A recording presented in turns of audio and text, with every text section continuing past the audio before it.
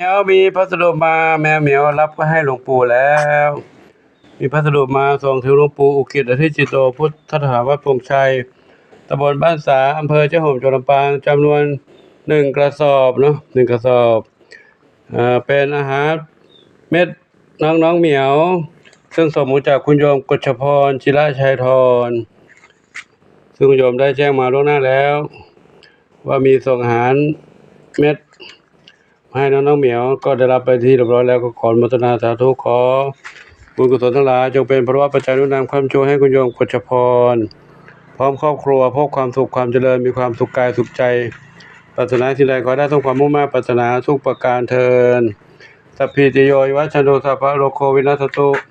มาเตภวัตวันตรายโยสุขีทีคายุโกภวะอภิวาทนาสีลิสานิจังวุธาปจายโน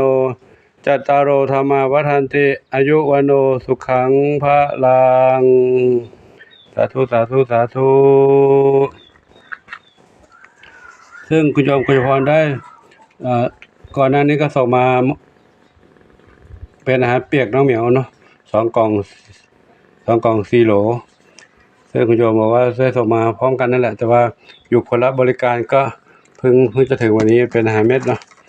เม็ดอีก1 กระสอบ20 กิโลขออนุโมทนาสาธุนอกจากนี้คุณโยมกฤษพรก็ได้ส่งมาให้น้องๆเหมียวอยู่ประจำเนาะทั้งยุกยาพ่นผิวหนังพ่นรักษาโรคเรื้อนโรคผิวหนังต่างๆพร้อมทั้งรวบรวมช่วยกันดูแลน้องเหมียวน้องหมาด้วยน้องเหมียวน้องหมาน้องกระต่ายน้องเต่าขออนุโมทนาสาธุ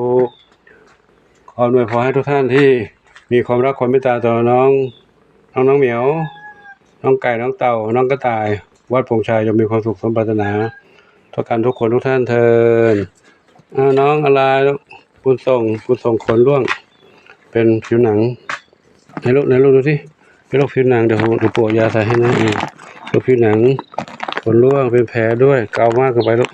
โอ้เห็บไรไก่เลยลูกเดี๋ยวปู่ใส่ให้นะลูกนะใส่ทุกวันแล้วนี่เริ่มดีขึ้นมาบ้างแล้วนะแห้งแล้วแต่ว่ามีไข่เหาเต็มผิวหนังเลยเต็มขนเลยเดี๋ยวพ่นยาลูกเนอะ